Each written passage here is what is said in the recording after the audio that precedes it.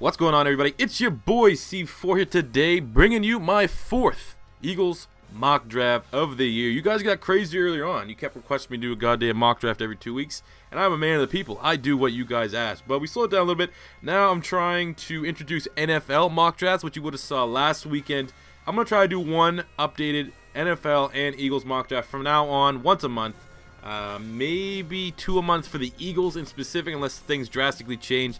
But you're not going to see anything after this until after the Combine, where things could actually change up quite a bit. So this is the fourth mock draft we've done. I'm not going to do a review of every other one I've done, but I will do a quick review of the 3.0 mock draft that I did as part the finale of my GMing the Eagles series, which you haven't checked out. I highly recommend you doing so. So my draft went in the first round. I went after Jalen Tabor from Florida. Second round, D.D. Westbrook from Oklahoma. Third round, Jerry McNichols, the running back from Boise State.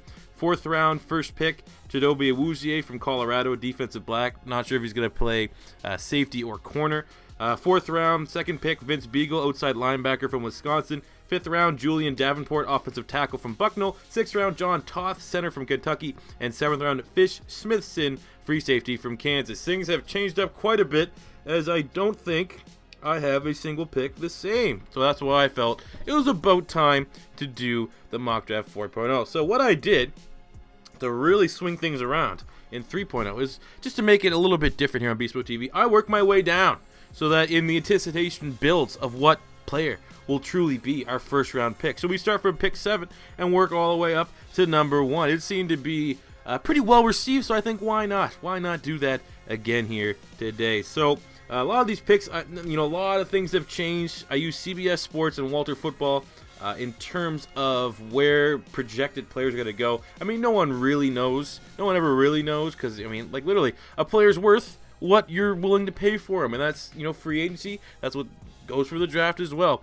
But I try to take the best averages because sometimes, for example, CBS Sports, which is the one I like to use the most, will have a player mocked in the third round, for example, and Walter Football has marked in the the 7th round or something like that. So I try to take the consensus average of where both of these sites that are great tools to use. I like NFL Draft Scout as well, and there's a couple other smaller ones.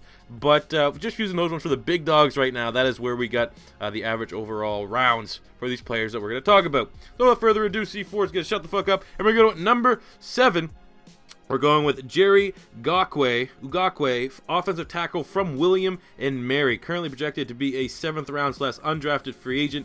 This is where we get another potential prospect for the offensive tackle position. 6'7", 320 pounds. He played both tackle spots, and he can definitely come in and compete for a roster spot. A guy like him, though, he's really just, you have the framework. I can definitely see him being a practice squad candidate, very similar to kind of what we got with Dylan Gordon. Less of a project than what we got with Dylan Gordon because he was a tight end that we're trying to switch to tackle in the same mold of what happened with Jason Peters' career path. But I think in the 7th round, that's where because I think offensive line is one of the bigger areas people in the Eagles circle keep thinking we need to improve upon. And unless you're going to move on from Jason Kelce and you need to address the center, which unfortunately we do not address the center in this draft, because I think we hold on to Jason Kelce. I think our offensive line is solid. I think that you should certainly use one of these picks, especially I think in the later rounds, to address and maybe get another depth guy, especially because it seems like the talent evaluators on the Philadelphia Eagles have been pretty decent at getting, end of the draft picks at offensive line. I mean, Sue Mala was, I think, a 3rd rounder, but we got, Vaitai, who looks like he's definitely going to be capable. We got him in the 5th round. We got Dylan Gordon, who, Jesus Christ, if we didn't sign him to, he was like the biggest guy that we signed in the practice squad that we were worried someone else would pick him up. So I think the talent evaluators can find those late round steals. I think a guy like Jerry Ugakwe from William Mary could totally be a dude that we can develop and build into something. Not going to say, oh my God, he's going to be the next best guy. But I think CBS Sports actually compared him to Derek Newton, who's a right tackle on the Houston Texans. And I think he actually has a Pro Bowl under his belt. So that is a very solid pro comparison there. And that gets our one offensive lineman out of the way because I think we have too many other holes that we need to go for. Maybe a little bit redundant in terms of player positions, but I think this is going to be a great draft. Number 6 is Jalen Reeves-Maybin, outside linebacker from Tennessee. 6 feet tall, 230 pounds. He was injured all of 2016. Actually, well, not all of. I think he played like week 1st or 2nd week. But in 2015, he had 105 tackles, 14.5 tackles for loss, 6 sacks, and 2 forced fumbles. Currently with a average draft round of 6. I think it fits right there. 6th round pick. Comes into, I definitely think he could be more than just a camp body. I think he'll be more than one of the few guys that we have to throw in the practice squad. Because he missed the year development in college, I could see he could be considered as that, but we don't know what's going on with Michael Kendricks. Right now, our linebackers are Hicks and Bradham. Kendricks is up in the air. I think Joe Walker, when healthy, will step in to be the backup there to Mr. Jordan Hicks. But I don't think, who do we have right now is top depth for outside linebacker. I think Jalen Reeves-Maybin could be a guy that could come in, step in, get him some meaningful snaps in preseason. I think he could totally have the upside to take over the top depth outside linebacking role for one of the sides, be it Bradham's or Kendricks. Unfortunately, I don't have anyone here. With the assumption that Michael Kendricks is gone, I think it's going to be kind of tough to unload him. And I don't think we're going to get kind of what we want in return for Michael Kendricks, so I think he will be on this roster again next season. And I think Maybin could be a guy that could, kind of understudy under him, and then maybe next year take the jump to be a potential starter. But the upside is there, and if he didn't have the injuries and stuff like that, I think his draft stock would have been a little bit higher. But in the 6th round, I'd absolutely be all over that shit. So then in the 5th round, I have us going after a wide receiver. I'm going to call certain rounds the round to address a position. So in this 5th round, I like us to get a wide receiver because I think this is another big peak round where there's lots of value. Overall, I have us going Chad Hansen, the wide receiver from Cal, 6'1", 195 pounds. In 2016, he had 92 receptions, 1,250 yards, and 11 touchdowns. Currently, with an average mock draft round, I guess that's what we could call it, of a 5th, 6th rounder. So he might not even be 5th round. We might be, over jumping him, but it seems like what I've read a little bit about him, people are thinking his 40 time is going to be really, really good, so he could jump up draft boards. Like I said, that's what we'll see happen in hopefully the 5th C4 Eagles mock draft. But as it stands right now, 5th, 6th round, I think his speed is very good. Good asset for him to have. He has phenomenal hands, great route runner from Cal. That'd be all over him. But some alternatives, we can look at KD Cannon from Baylor, Etta Taiwo from Syracuse, Josh Reynolds from Texas A&M, Carlos Henderson from Louisiana Tech. All these guys could be floating around the 5th round. I think it is an absolute wide receiver spot. This is wide receiver 2 that we're going to be adding in the draft because there's been rumors that Philadelphia Eagles may be cleaning house at the wide receiver position. I think Rappaport reported that, and usually he's somewhat reliable, and I could totally see that. It would not surprise me. I mean, Eglor, even though he has dead money, he could get gone. DGB, he could be gone. Straight up fucking literally anyone else could be off this roster. So, I could see we're going to need to reload a little bit, and we might not be able to address all those free positions in free agency. I hope not for our bank account's sake. So I think we have to get 2 wide receivers at some point in this draft, and the 5th round is going to be an absolute money round to get some solid talent wide receivers that can play right away. Not guys you have to worry about developing, not guys you have to worry about this. These are guys here that have route running. I think they can make the transition like that to the NFL. It's just going to be more so what do the 40-yard dash times show. So I think after the combine, the wide receiver position, especially wide receiver and corner, which are 2 big positions we need to address with the Philadelphia Eagles, become a little bit more clear because speed and maybe not people think when you talk about 40 times, like, oh yeah, you're just gonna draft the guy that goes the fastest. It's totally not that. It's also what guys look slow as shit. The wide receivers last year, everyone thought like, oh man, there's a couple good guys here. They ran the 40 times, they were like historically slow. So all these guys, you might as well start letting them slip down. So it's a 2-way streak for checking out 40 times at the combine and seeing how well these guys test. So like I said, these positions here could change up a lot. That's why this mock draft's going to change potentially 10 times over before you see the 5th one. But as it stands right now, Chad Hansen from Cal is my pick in the 5th round. In the 4th round, our later pick, which is our own, I was going Deshaun Hall, defensive end from Texas A&M, 6'6", 260 pounds. In 2016, he finished with 50 tackles, 13 tackles for loss, and 14.5 sacks. Currently with a projected round of the 4th round, right there, right juicy pick. He's a speed rusher who can play the run. I personally think he was slightly overshadowed from Myles Garrett. It was looking at Myles Garrett tape that he saw, like, Jesus Christ, look at this lanky motherfucker on the other side. What's he doing? I think he'd be a phenomenal addition, especially at defensive end where we might have some turnover. Looks like Connor Barwin, one of those, whatever we're probably gonna lose someone.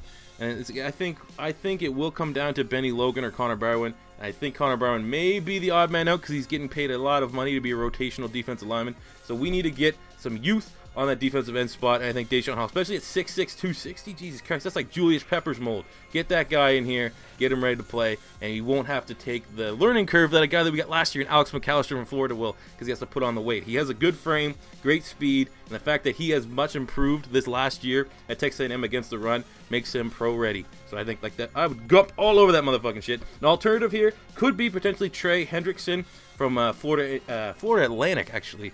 He's jumped up on a lot of people's draft boards and has been kind of, like I said, it's the whole level of competition thing, but he's definitely a defensive end I'd keep an eye on if this is the round we address it.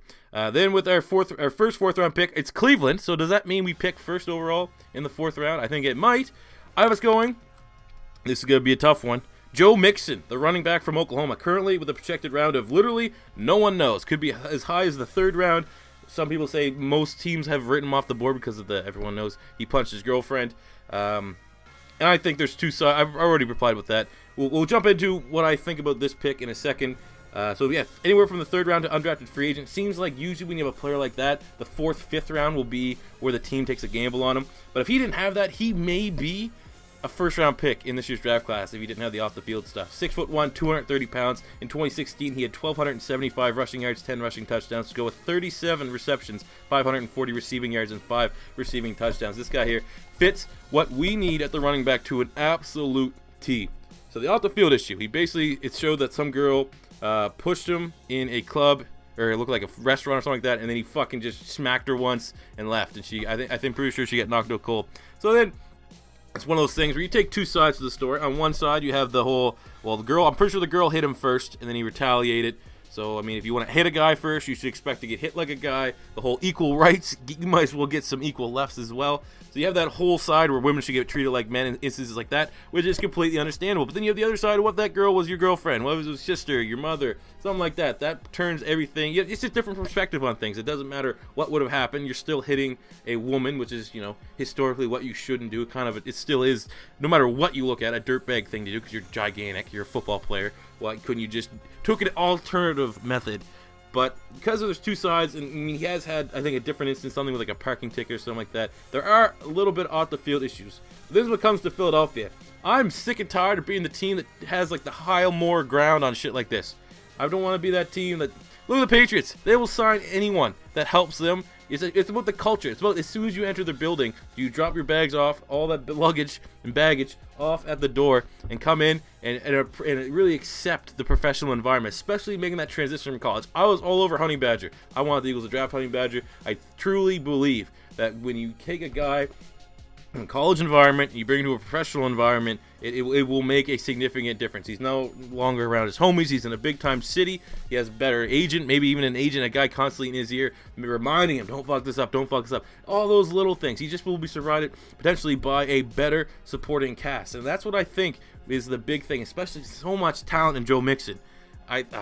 You can't let this one go, especially in the fourth round. And it totally allows you to do much more better things in the rest of this draft, especially the first 3 rounds. If you know that Joe Mixon is off a lot of people's draft boards, if you say, fuck it, we're not going to be the team that wants to be, oh my God, they don't win a whole lot, but Jesus Christ, they have great morals at that thing.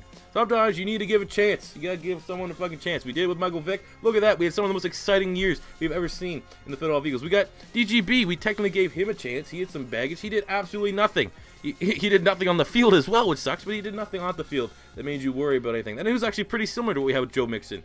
So I absolutely think that we need to jump on Joe Mixon because he's going to slip. And maybe the draft will slip, and I might actually have to, in the next one, put him at the third round. We might have to gamble and bite harder than any other potential team, because the fourth round, that may be too late. But as far as it stands with Joe Mixon, I think the talent is too good to not give him a second chance. That's the best way. I'm not going to justify what he did in any way. I think overall, I'm just going to take the side of I understand both sides. I'm not going to lean to either other side. But I think we just give him a second chance, and that talent, the talent and fit aspect, how can you not offer him that second chance? That's what I think. So then moving on to the third round, I have Rasul Douglas, the corner from West Virginia University, 6'2", 205 pounds, had 8 interceptions in 2016. He has the length, the production, and I see lockdown potential all over him, man. Fucking, you watch West Virginia play, they don't get a whole lot of pressure after the quarterback, which means these covered corners have to lock down their guys while the quarterback has ungodly amounts of time back there to find their players. I think that is exactly when you look at Rasul Douglas' tape. He stays with everyone. He stays with his man. Doesn't get beat easily. Has underrated speed. I think he's another guy that could, unfortunately, even shoot up into the second round if he has a really, really strong combine. But as it stands right now, he pretty much has a consensus third-round grade. I would absolutely jump over that. We need to get 2 corners in this draft, and I don't think we should spend big money if Joe Douglas, old Joe Douglas, does the scouting properly, he should be able to say there's 2 corners that we're gonna for sure get because we're in love with a bunch of them because this corner group is incredibly deep, and I'll talk about that once we finish up this draft. Where I think about the strength of different positions this year's draft class, but the corner is so deep that where we as a franchise have got burned multiple times in free agency, giving corners big time money, we might be able to say we have 10 corners that we think could be potential starters for us day 1, that is really not over-exaggerating to the talent that is in this year's draft class. Then that could help us in free agency. You might be able to go get a wide receiver or something like that. But I think Douglas would definitely be a big-time playmaker, and I've seen a couple of guys in the comment section bring his name up and really fall in love with him. I think the alternative here is Tao Passagnon. I fucking can't pronounce his name. From Villanova, defensive end, 6'7". He's going to be the freak this year. I've seen pro comparisons to JPP. I think with all the size that he has. He's Villanova. Last Villanova prospect that was drafted high was Mr. Brian Westbrook. Any money. So a lot of people are thinking that he will be potentially, after the combine's all said and done, jumping up a lot of people's boards. So I definitely think that Tano Passagno, I think we'll go with that, will be one of the players we have to look at, but I still think corner, and we can get a defensive end like Deshaun Hall in the 4th round, would be a little bit better use of our draft picks here. Moving to the 2nd round, we're going corner again. We're going back-to-back at the cornerback spot. Here, I'm going Tre'Davious White, cornerback from LSU, 6 feet tall, 190 pounds, had 2 interceptions in 2016 from debatably defensive back university. He is going to be coached. If he was coached properly, he's going to come in, maybe potentially team up with Jalen Mills again. Currently with a 1st to 2nd round grade, I think because of the depth and just teams that don't need corners so much on the back end. I think he will be there in the 2nd round where we pick, top 10? Close to top 10, which he should be there. I think his 40 times could be really good. I think he probably run a low 4.4s. He's just another talented LSU defensive back. You know what you get with LSU defensive backs here. Most of them aren't Morris Claiborne, who sucks. Most of them are more in the middle of they're not quite a Patrick Peterson, but they're close. And I think that's what a guy like Tre'Davious White will bring. Definitely not as rangy as Patrick Peterson, and only 6 feet tall, but I think the athletic ability, and he has all the potential to be a shutdown corner. He was very good for LSU this year, and I'd be all over that. But with the 2nd round pick, I'm going with best corner available. I mean, there's going to be so many guys here that are improvements of what we have right now. Cordrea Tankersley, Cam Sutton, Garyon Conley, Jordan Lewis, Quincy Wilson could be in the 2nd round. Any of those guys, I would be happy with. But the one that I'd prefer would currently stand at Tre'Davious White. And then finishing with the 1st pick that we have, which is it's not going to be determined until the combine if we're picking 14th or 15th. Corey Davis, wide receiver from Western Michigan University, 6'3", 215 pounds. His career stats at Western Michigan: 332 receptions, 5,285 receiving yards, and 52 receiving touchdowns. Currently projected to be a 1st-round pick, consensus 1st-round pick at best award.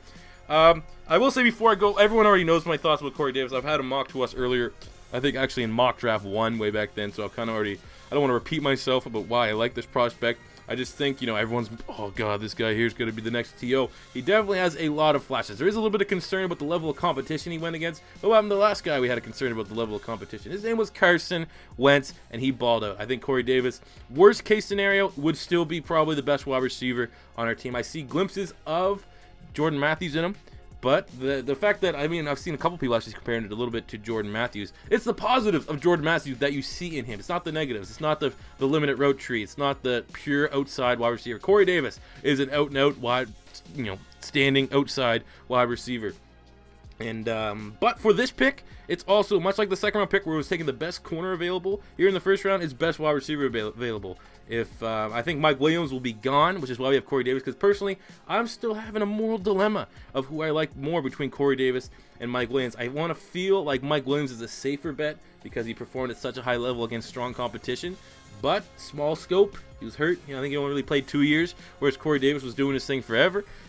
Or John Ross, Mike Williams, Corey Davis. Rather, one of them. I think I prefer Corey Davis just slightly over all of them. But I think as an Eagle fan, if we get one of those 3 wide receivers, we should be ecstatic. Those 3 guys are exactly, for different ways, they're all different types of players, what we need. I think that's a good way to put it. Mike Williams, Corey Davis, John Ross. Those are the sides of the spectrum, I think. With Mike Williams, you get the guy that's safe. You get the guy that can play, the jump balls, if you will. Guy kind of built like a Dez Bryant. Then you got John Ross at the other side, which is the burner. He's the speedster that can, his route tree is somewhat limited, but he can make, spectacular catches. But he's your burner. He's the guy that separates the field. And then you got Corey Davis. It's a little bit of both in the middle. He got the size that you get with Mike Williams and the jump ball ability, but then he also is a little bit quicker than Mike Williams. I think it's 40 time. This is another position between these three wide receivers. We have to see the combine, because then you may be able to fall in love with another one, especially if John Ross can run like a 4.2 or something crazy like that. But I think Corey Davis, you get the size that you get with Mike Williams, and then you get the speed and spectacular catch ability that you get with John Ross. So I think personally, I'm going with Corey Davis in the middle. But again, much like the corners we talked about with the number 2 pick in the second round, the second round pick, I think we'd be happy with any of those wide receivers. But here's the ending point here for this. I guess the guy that people are like, why didn't you include it? So we got a good corner. First draft we did Jalen Tabor. Another one people are probably expecting, I might have had Dalvin Cook, who potentially could be there. Here's where I see it. So when you look at the wide receiver position, the money rounds are 1 and 4, because our 4th round pick is the first round of the 4th round, so that's a juicy pick. So rounds 1, 2, 3, and 4 are the money rounds for Philadelphia Eagles. They hit the most in this year's draft class. So on the wide receivers, where could we, it's just like dispersing the talent. So if we don't get Corey Davis, we decide to get wide receiver with a 2nd, 3rd, or 4th round pick. Who's really there that we'd want? You got, personally, I had D.D. Westbrook, who's now looking more like a 3rd round pick than a 2nd round pick. Who else is there at wide receiver that's going to be, I'm going to actually put up this quick CBS thing when I'm going through this. I want this video to be fucking 15 minutes, because now I have to go record some more gameplay. But anyway, this is something that I really want to, it's just the way I'm going to elaborate it here. So, if we don't go Corey Davis, Mike Williams, or John Ross, those are 3 consensus first-round wide receivers in this year's draft class. So in rounds 2, 3, and 4, what wide receivers could we get that would be an outside starter, that would be our our number 1, a guy that potentially be number 1? Because we have Jordan Matthews, who's a number 2. I don't think he'll ever be a number 1. Who else can you get? Honestly, who else? D.D. Westbrook, who would be 2nd, 3rd round. I'm not sold on Curtis Samuel. Juju Smith-Schuster, if we want to really do with a USC wide receiver, which leaves you really with Ardarius Stewart from Alabama, Cooper Kupp, Isaiah Ford. I mean, the names, it drops off. There's a big drop between the top 3 wide receivers in this year's draft and then guys that you can get in the 2nd, 3rd, and 4th round. I think there are some talented guys that you can get in those rounds, but the gap, it's the drop. The drop is so big between those ones that really you have to go with the first round to get that wide receiver for Carson Wentz, because that is incredibly crucial. Because look at this. So there's my point, that I can't get anyone after Corey Davis, Mike Williams, or John Ross here in the first round. The talent really drops off. Let's look at corner. Corner is really the next biggest need. So say if we went Jalen Tabor here with number 1, is there for sure the fact that other corners after Tabor aren't better? There's no consensus that, straight up here, let's go. Quincy Wilson, is he better than Jalen Tabor? Maybe. Jordan Lewis, maybe. Garyon Conley, maybe. Cordrea Tankersley, maybe. Tre'Davious White, maybe. Sidney Jones, Marlon Humphrey, Marshawn Lattimore. All these guys that are in this mix. And Rasul Douglas. No one knows. It's an absolute crapshoot which one of these guys for sure is going to develop to be the next great NFL guy. So the fact that there's that much discrepancy at the cornerback position, which is, maybe 1A, 1B with the wide receiver for our biggest need, that makes it so get the guy that is in the thinner prospect class, which is wide receiver, at number 1, and then use the other money rounds in the middle. Even that's what I use with getting a corner in the 2nd and 3rd to get those depth guys. And hopefully, because it's the draft, it's a crapshoot. These guys are talented, but it's going to be a matter of straight up throwing one at the wall and see what sticks. See what these guys is going to develop into that starting outside corner that we need, that number 1 lockdown guy. There's going to be a couple in this year's draft class, but no one, not even scouts, have any idea out of this big group of 10, 11, almost just we'll say a dozen corners, which one for sure is going to be that. Because of that, I think we double up. We get 2 of these motherfuckers, and hopefully one of them sticks to the wall. So in the final position, you're going C4, what about running back? I want Dalvin Cook. It's like, okay. So, Joe Mixon might be, in our scheme, the number 1 running back, just because of the scheme fit. So if we went Dalvin Cook over Corey Davis, for example, no wide receiver. So you're telling me that Dalvin Cook, the discrepancy between having Dalvin Cook or D.D. Westbrook, we'll just use that as the mold. So we got Dalvin Cook, and then we got D.D. Westbrook. So you're telling me that jump between Dalvin Cook, what we get in that talent as a running back, is that much different, more so than a Christian McCaffrey, Alvin Kamara, Joe Mixon, Wayne Gallman, Donta Foreman, Jerry McNichols, even Donnell Pumphrey to an extent, for our scheme fit. Any of these running backs, no one knows. It's the same thing. Corners and running backs this year, I don't think anyone knows who's going to be a for sure thing outside of, well, I think Dalvin Cook and Leonard Fournette. But outside of that, the depth after that, how much bigger is the skill discrepancy between a Joe Mixon and a Dalvin Cook? You have the off-field issues, sure. But in terms of looking at the tape, I don't see that much of a discrepancy. You get Alvin Kamara, a whole lot of upside in his limited scope of what playing time that we've seen. What's the biggest discrepancy between Alvin Kamara's best game and you put up Dalvin Cook's best game? You know, it's just the fact that I think with wide receiver, the drop-off is so big that you have to go wide receiver in the first round and then use the second, third, and fourth. That is the meat and potatoes of this year's draft class of getting corners and running backs. I think that this is where the draft is absolutely fucking loaded, and that's where we need to do our business. So that is my reasoning behind getting wide receiver in the first and, you know, how the rest of the draft plays out. Let me know what you guys think about it here. Of course, we fucking rambled. Now I'm going to have to go play, I don't know, I'm going to go play a little bit probably Overwatch to get this full video out here. But I hope you guys did enjoy Eagles mock draft number 4. As always, let me know in the comment section below if you agree or disagree with any of my picks. I hope my little rant there, like I wrote down all my picks and stuff like that, and then I just went off on a little tangent trying to explain you know, where I really value the positions in this year's draft class. I hope I made sense in all that. I don't know. But yeah, this is your first time stopping by. Don't be afraid to hit that subscribe button. Like the video if you did enjoy it. And until next time, it's your boy C4 saying tomorrow's video will be the newest episode of the Philadelphia Eagles Connected Franchise Mode. So stay tuned for that on Super Bowl Sunday. Enjoy the Super Bowl tomorrow, guys. Let's go Atlanta. Please beat Tom Brady. I guess at the end of the day, just hope for a good game. So until next time, later and peace out.